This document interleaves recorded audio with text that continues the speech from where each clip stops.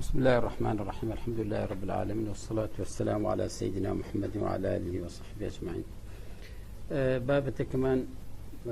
رنگ عنوانەکەی زۆر تازە نەبێ، بەڵام من هەندێک ئەفکارم لا گڵاڵە بوو حەزم کرد لێرە تەرحی کەم و مناقشەی لەسەر بکەین. مەسەلەی علاقەی بینی دین ئەنبیا و نەتەوەکانیان، یا دینداری و نەتەوایەتی، یا ئیسلامەتی و نەتەوایەتی. ئەم دوشتە کەمێک لە مێشکی خەڵکیە با بڵێن ئاڵۆزەیەکی تایە، زۆر بۆیان یەکلایی نابێتەوە. ئەوش لە ئەنجامی تەبەن سەرهەڵدانی کۆمەڵ تەرحکردنی یا سەرهەڵدانی کۆمەڵێک ئەفکار لەم سەدەی ئەخیرا، سەدەی ڕابردوو، وای کرد تقریبەن هینێک با بڵێن لێک دابڕانێک لە نێوان فکری ئیسلامی و فکری نەتەوەیە ڕوودات وەکو بە یەکوەستانێک. طبعا ئێمە خۆتان زانن پێغەمبەران خوا ناردوونی، وەکو خوا ئێمە سەرتا هەوڵ دەدەین بنەما دۆزیەک بۆ فکرەکەمان بکەین. مەسەلەی علاقەی ئەنبیا بە قەومەکانیانەوە تاج حەدێ غەمخۆری ملەتانی خۆیان بوون، و لەسەر تاج حەدێ ڕێوشێنی ئەوان بۆ ئێمە بەڵگەیە کە غەمخۆری ملەتی خۆمان بین. طبعا ئەنبیا خۆتان زانن هەڵبژێردراوی خوا بوون، هەموو ئاهلی حکمت بوون، مەعسووم بوون. ئەوەی کە تعبیریان لێ کرد منهەجی خوا بوو، منهەجی خوا بوو لە مامەڵەکردن لەگەڵ شتەکانە. ئێمە خۆتان زان لە هینە لەم سەدەی ڕابردووە یەکێک و سەید قوتب ڕەحمەتی خوای لێبێ قەزەیەکی تەرح کرد، ئەوش ئەوەیە بۆ دراسەکردنی منهەجی پێغەمبەر صلی الله علیه وسلم لە داوەکردنە. مەسەلێکی تەرح کرد، ئەوش ئەوەیە کە پێغەمبەر صلی الله علیه وسلم بۆچی داوەکەی بە لا ئیلاهە ئیلا الله دەست پێ کرد، بۆچی بە هین دەستی پێ نەکرد،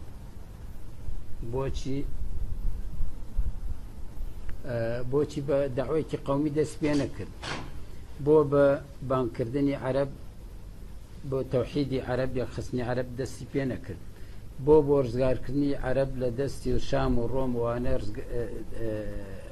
ئێران و ڕۆم وانە دەست پێ نەکرد، بۆچی بانگوازەکەی بۆ ئیسلاحێکی ئیجتیماعی نەبوو لەسەر دەست خەڵکانێکی زۆر ئەو کاتە هەبوو ژێردەستە بوون. مەسەلەی چینایەتی لە سەردەمی پێغەمبەر صلی الله علیه وسلم زۆر ڕەنگی دابوویەوە. چینێک زۆر فەقیر بوون، چینێک زۆر هەژار بوون، چینێک سەید و ئاغا بوون، چینێک کۆیلە بوون. هەروەها ئەپرسێ بۆچی بانگوازەکەی بە ڕزگارکردنی کۆیلەکان دەست پێ نەکرد. ئەمە تەبەن ئەم بیر و بۆچوونە تقریبان لە فکری ئیسلامیە لە ناو ئیسلامیەکانە ڕەنگی داوەتەوە کە هیچ داوایەک موسڵمان نابێ بە غەیری لا ئیلاهە ئیلا الله دەست پێ بکات بۆ ڕزگارکردنی قەومەکەی یا بۆ داواکردن بۆ دینی خوا. طبعا قسەکەی سەید ڕاستە، پێغەمبەر صلی الله علیه وسلم بە لا ئیلاهە ئیلا الله دەست پێ کرد و کۆمەڵە خەڵک لەسەرەوە پەروەردە کرد. بەڵام ئایا ئەمە تاقە ڕێگایەک بوو، یعنی موسڵمانان دوای ئەو بۆیان نییە بە ڕێگای تر هەوڵ بدەن؟ ئەمە لێرە تەبەن قورئان جوابمانەداتەوە. غەیری سەید با بڵێن سەید ڕێگای گێڕانەوەی ئیسلام، ڕێگای گێڕانەوەی ئیسلامی تا تاقە ڕێگایەکی دانا ئەم ڕێگایە بوو. حزبی تەحریر، نازم ئەگەر بیست بێتان، حزبی تەحریر حزبێکە لە پەنجاکانەوە، ئەبنە لە 53ەوە دروست بووە. حزبی تەحریر بە شێوازێکی تر با بڵێن داوای ئیسلامی لە قاڵب ئەدەن. سەید ڕەحمەتی خوای لێبێ ئەمە جۆرێکە لە قاڵبدانی داوای ئیسلامی، تر لەو قاڵبە نابێ بچێتە دەرەوە. حزبی تەحریر بە جۆرێکی تر داوای ئیسلامیان لە قاڵب داوە، ئەوش ئەوەی کە ئەڵێن پێغەمبەر صلی الله علیه وسلم خوان ئیخوان بوون، لە ئیخوانجا بوونەوە بۆی کە بەو بیانووی کە پێغەمبەر صلی الله علیه وسلم بە 13 ساڵ لە مەکە بوو، دوای 13 ساڵ دەوڵەتی پێکێنا کەواتە هەر داوایەک لەسەر ئەو نەهجە نەڕەوە بەس دوای 13 ساڵ نەتوانێت دەوڵەت دروستکە کەواتە ئەو نەهجە ئەو شێوازی ئیشکردنە شێوازێکی هەڵەیە لەسەر نەهجی پێغەمبەر نییە کەواتە بێ بیگۆڕین ئەبێ لەسەر نەهج ئەبێ ماوەی 13 ساڵ دوای 13 ساڵ حکم دیاری بگەینە حکم یا هیجرەت بکەین یعنی قۆناغەکانیان بە هەمان شێوەین کرد داوای 13 ساڵ داوە اینجا هیجرەت و اینجا دروستکردنی دەوڵەت و بۆ ئەو مەبەستەش ئیمانیان وا بوو کە پەنابردن بە مشرکین جایزە چونکە پێغەمبەر صلی الله علیه و سلم پەنای پێبردون پەنابردن بەغیر بۆیە ئیمانیان وا بوو کە بۆ گەشتن بە حکم ئەتوانی پەنابەری بەهێزی ئەسکرد بە جێش مەسەلەن بە ئەمن مەسەلەن یا بە قوەیەکی خارجی ئەبەو شێوەیە ئەبینی ئەم دوو شێوازە لە قاڵبدانی داوای ئیسلامی بوو بەڵام کاتێ سەیری پێغەمبەرانەکەی ئەیبینی پێغەمبەرانی پێش پێغەمبەری خۆمان صلی الله علیه وسلم بە شێوازی جیاواز داوایان کردووە ئەوەی کە من ئەمڕۆ کە زۆر تاکیدی لەسەرەکەم بە موسایە عەلەیهی سەلام لە دوو ڕوە دراسەی سیرەی موسا پێغەمبەرەکەم سەڵات و سەلامی خوای لێ بێ لەسەر هەموو پێغەمبەران و پێغەمبەری خۆشمان و کەمێکیش بە کورتی لەسەر یوسف عەلەیهی سەلام لەبەرەوەی لەو باڕام زۆربەتان قەزەی مەسەلەکەی یوسفتان بیستووە کە چۆن لە حکمێکی غیرە ئیسلامیە قبوڵی کردو و وزارەت وەربگرێ ڕەنگە هەمووتان بیستی بێتتان بەس ڕەنگە ئەوەی کە تازە بێ بەلاتانەوە حکایەتی موسا پێغەمبەر عەلەیهی سەلام جارێ پێشەوە هەندێک ئاەتان بۆ خوێنەوە کە خوا سوبحانە وتەعالە هەم بە پێغەمبەری خۆمان ئەفەرمێ کاتێ باسی پێغەمبەرانیان بۆ ئەکات باسی پێغەمبەرانیان بۆ ئەکات بۆ پێغەمبەری خۆمان صلی الله علیه وسلم ئەفەرمێ ئەوانە أولئك الذين هدى الله فبهداه مقتده يعني أوانا خوا هدايتي داون ريوشوني يعني اقتدابك بالريوشوني أوانا كان زورا من ليرو دسبيكم أعوذ بالله من الشيطان الرجيم وتلك حجتنا آتيناها إبراهيم على قومه نرفع درجات من نشاء إن ربك حكيم عليم ووهبنا له إسحاق ويعقوب كلا هدينا ونوحا هدينا من قبل ومن ذريته داود وسليمان وأيوب ويوسف وموسى وهارون وكذلك نجزي المحسنين وزكريا ويحيى وعيسى وإلياس كل من الصالحين وإسماعيل واليسع ويونس ولوطا وكلا فضلنا على العالمين ومن آبائهم وذرياتهم وإخوانهم واجتبيناهم وهديناهم إلى صراط مستقيم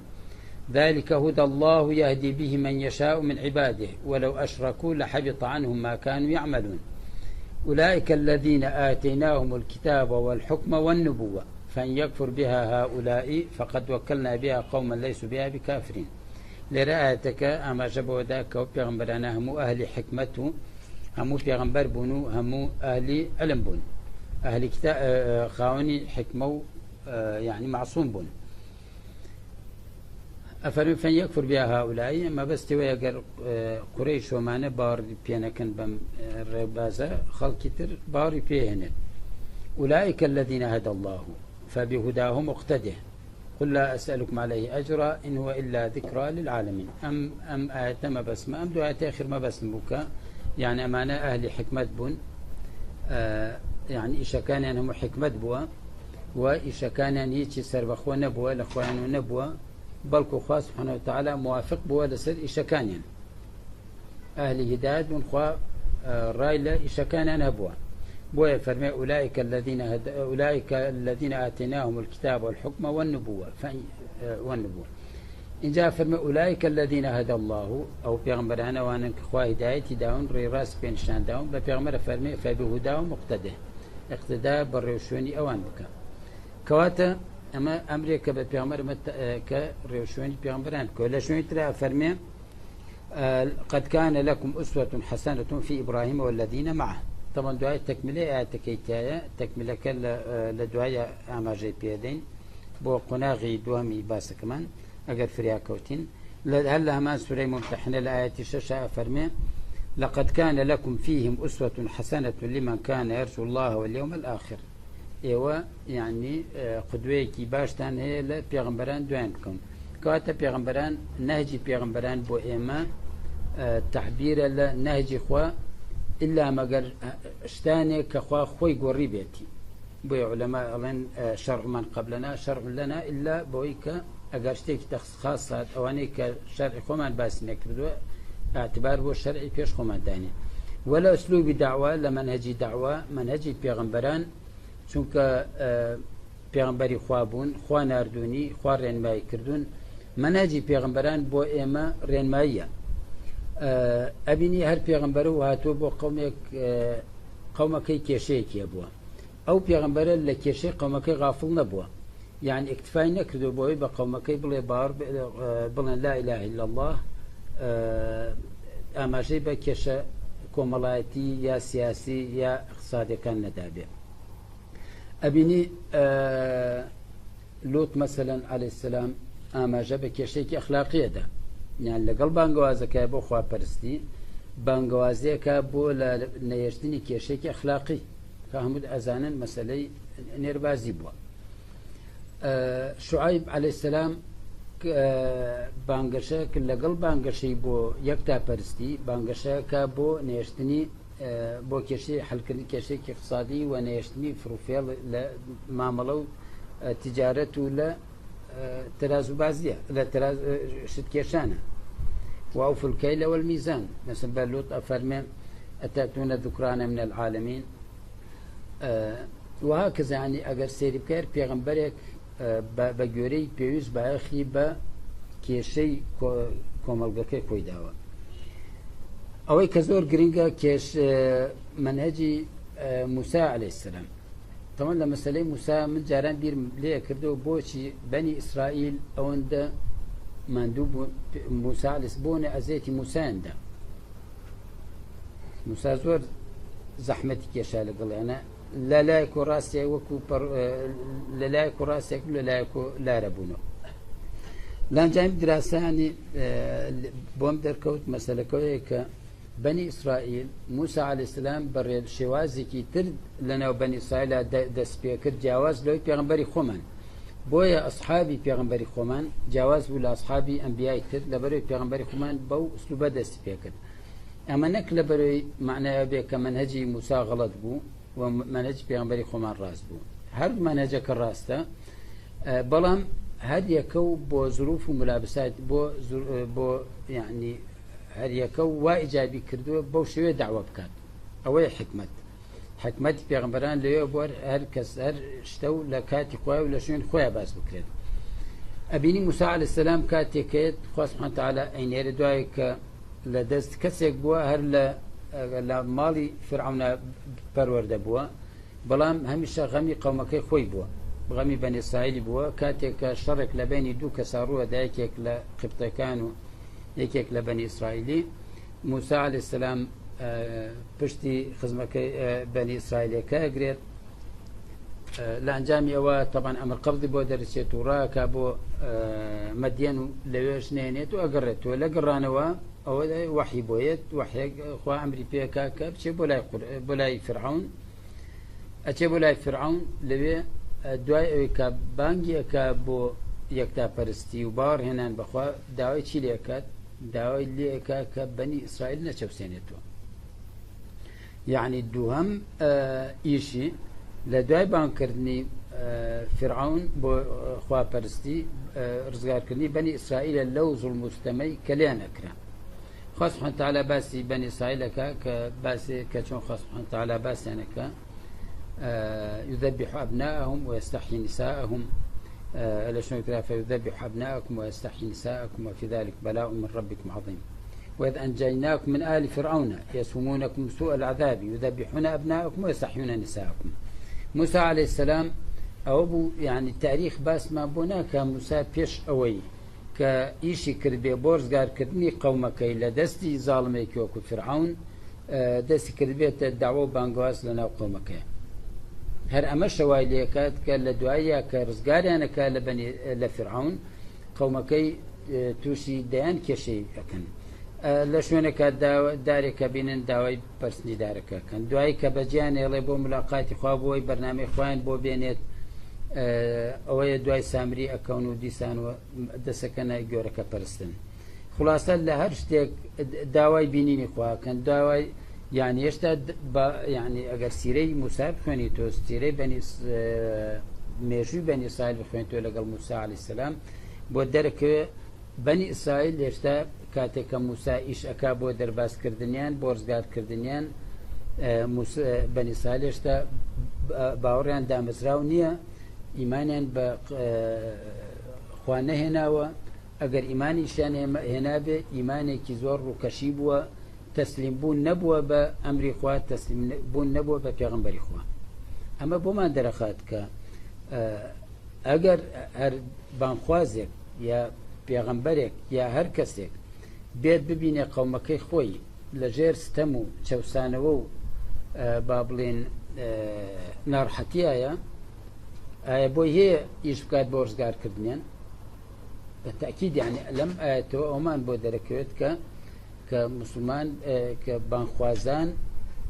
نابێت لە کێشە و لە معانات و لە ئێش و ئازاری قەومەکانیان دوور بن ئەگەر دوور بگرن چی ڕوادات ئەو وەختە لە قافڵە دواکەون ئەو وەختە وەکو ئیسلامەکانی کورسانیان لێدێن لە کاتێکا کە حکومەتەکان یەک لە دوای یەک ئەم ملەتەیان ئەچەوساندەوە ئێمە ئەو فکرەی سەید ڕەحمەت خوای لێبێ کە زەرعی کرد بوو ئێمە ئیسلامینی کوردستان وەکو ڕەوتی ئیسلامی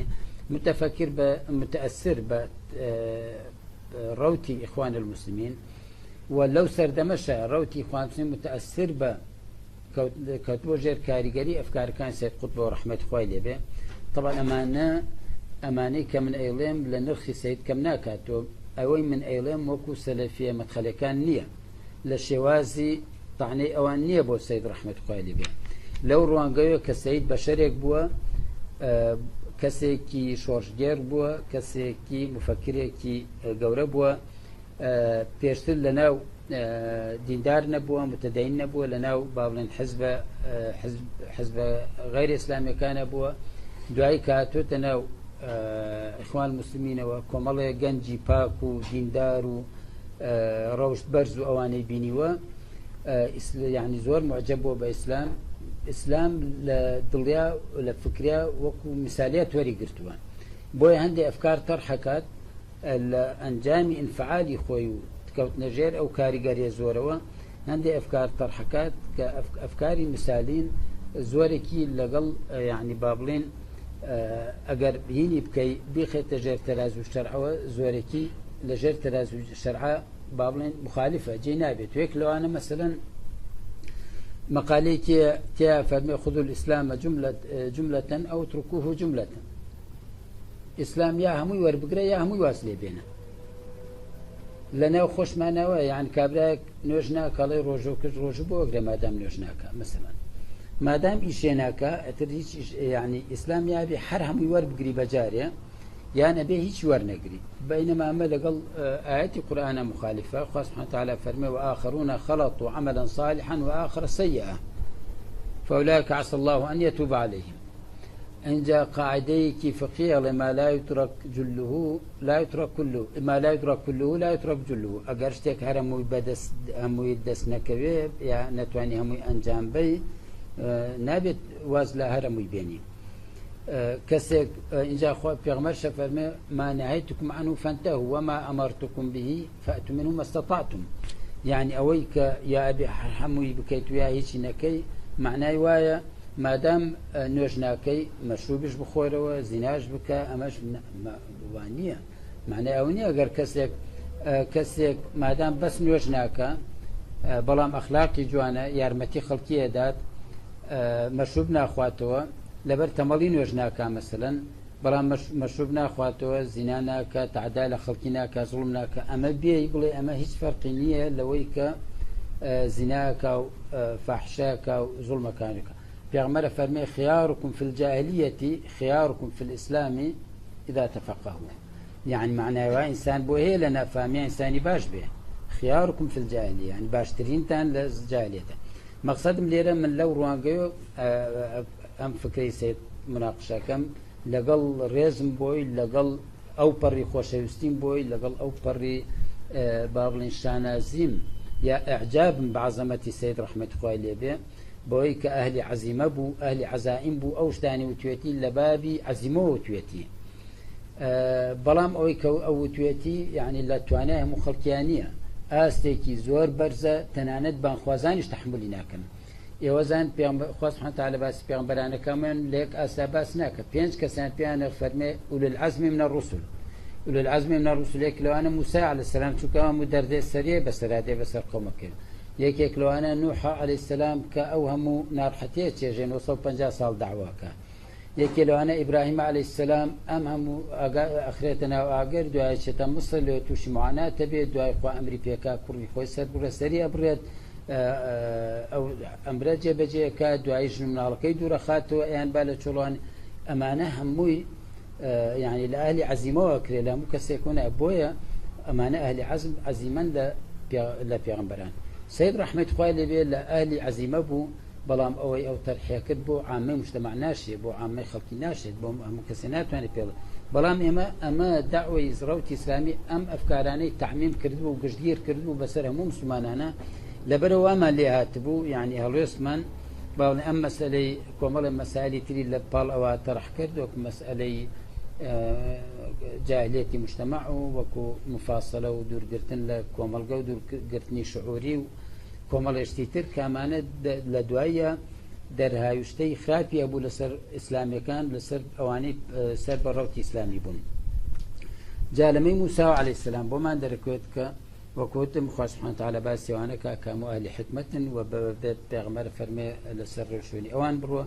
کەواتە ئەو نەهجەی سید تەرحی کردەوە بۆی کە پێغەمبەر صلی الله علیه وسلم تەنها بە لا اله الا الله دەست پێ بکرێ ئێمەش پێ بۆ دەست پێ بکەین هەرچی کێشەی ترێ هەمووی وەلاوە بنین بەس ئەوە تەرح بکەین ئەوە لە ناجی پێغەمبەرانە بەو شێوەیە نەبووە بەڵام بۆ کاتی پێغەمبەر ئەوە گونجاوترین شێواز بووە بۆ کاتی پێغەمبەری خۆمان ئەوە گونجاوترین شێواز بووە دیارە ئیرادەی خوا شەروا بۆی پێغەمبەر صلی الله علیه وسلم بتوانێت جیلێ پێ بگێنێ ئەو جیلە چونکە بن بە قودوە بە پێشەنگ بۆ هەموو بەشەریەت تا ڕۆژی قیامەت لەبەرەوە بێ ئەو جیلە جیلێکی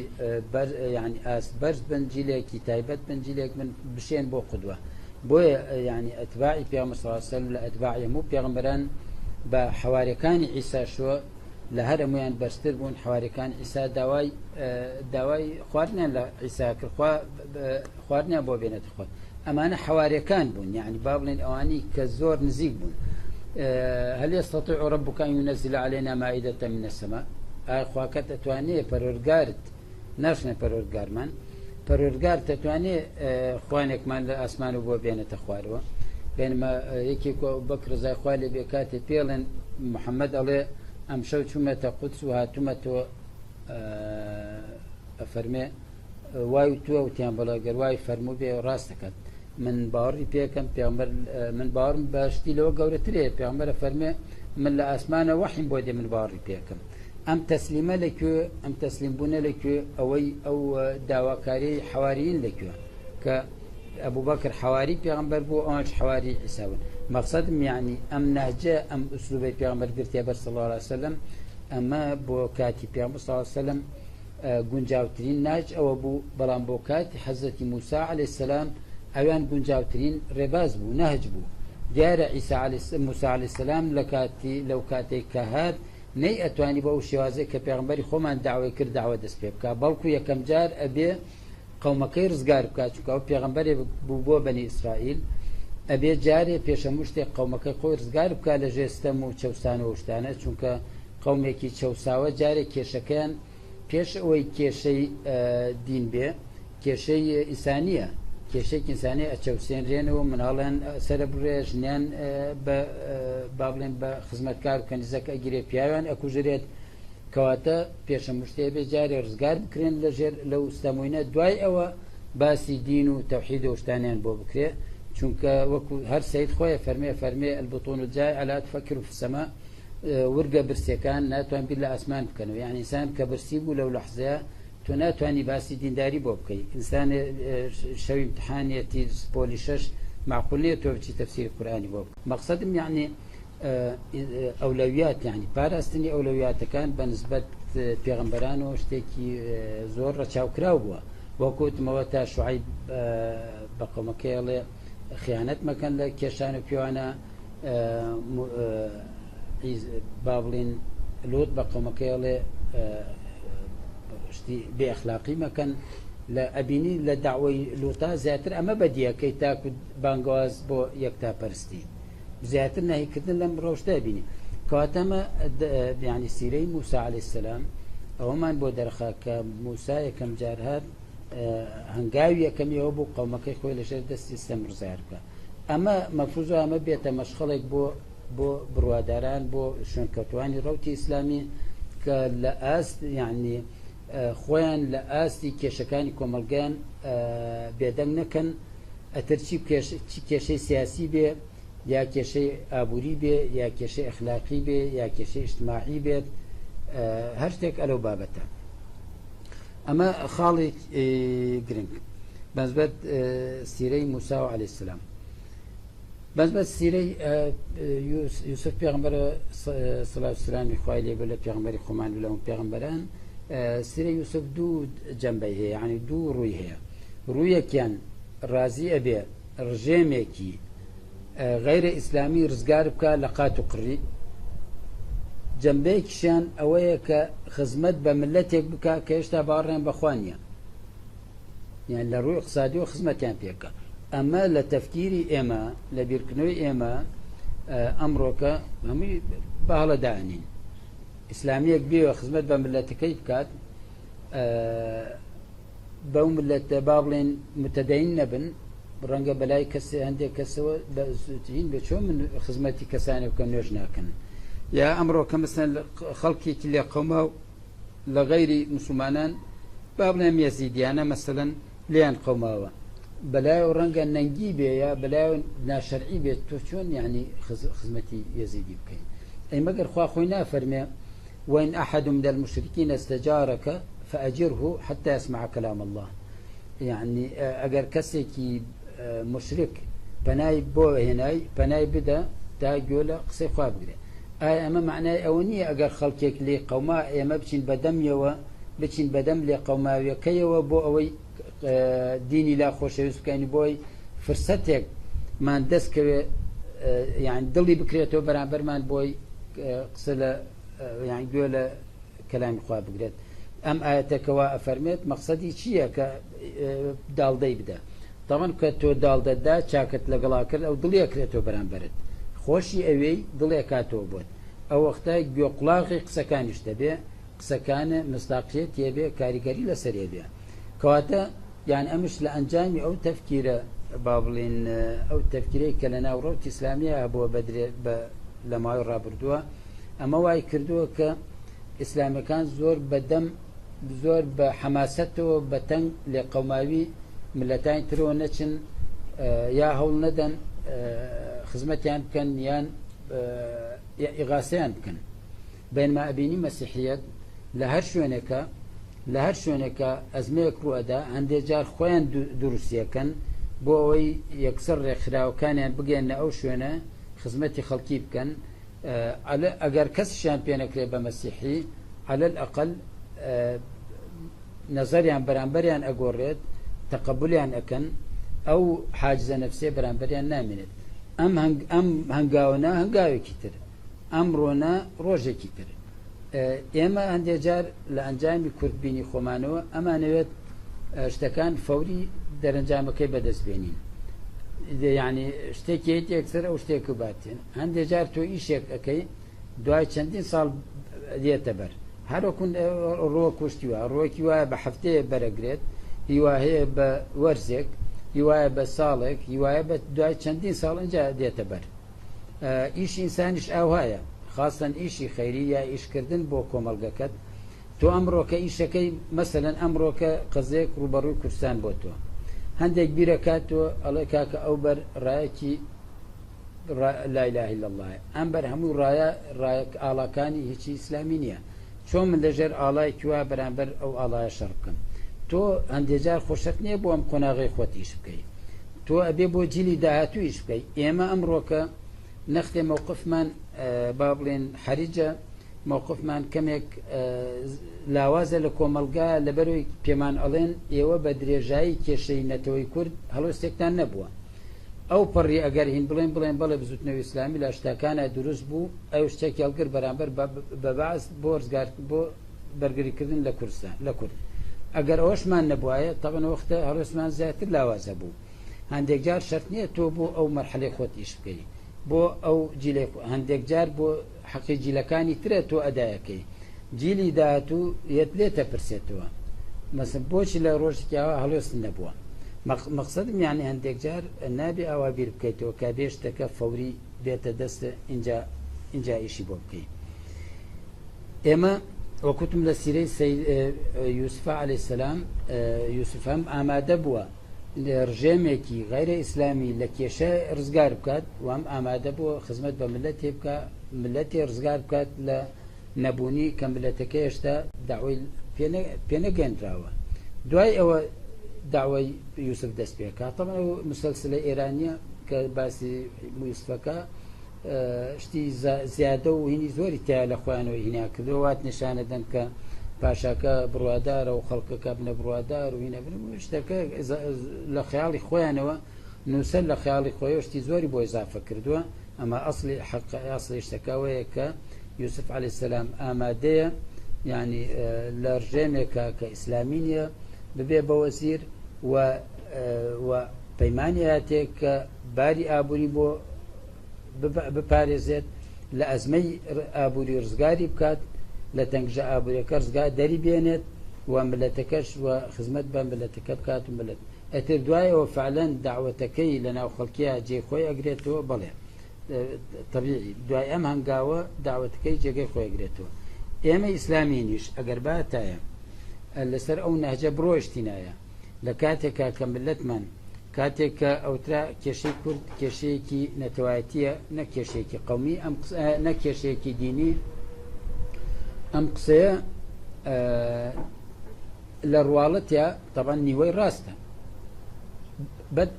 بەتایبەت ئەو کەسانەی کە نیان ئەزانی مەسەن ڕژێمێک کۆکو باستا چ ڕادەیەک دژاتی دینەکات بەڵام بەنسبەت ئێمە ئیسلامیەوە ئەبووە ئێمە بڵێن نە کێشەکە دینی و قەومیشە بەڵام ڕزگارکردنی کورد کەفیلە بە بەرگریکردن لە ملەتی کورد کەفیلە بە ڕزگارکردنی بۆ بە چارەسەرکردنی هەردوو کێشەکە چونکە تۆ وەختە ئەگەر کێشەی چەوسانەوەی نەتەوایەتی نەمێنێت ئەو وەختە خۆی هەستە نەتەوایەتەکە ئەگەڕێت و ئاسی سروشتی خۆی ئەتر وای لێ نایە لەسەر ئەساسی ئەوە وەلا ئوبەرا و شتیوا دروست بکرێ ئەلێرەوە دێمە سەر ئەو قسەی کە یعنی باسی ئەوەی ئیبراهیمم کرد کە فەرمە قەد کانە لەکم ئوسوەة حەسەنەة في إبراهيم والذين معه لە سوورەی ممتەحنە دەری بێنم بۆتانی بخوێنمەوە ئێستا ئاەتەکان لە سوورەی ممتەحنە بۆی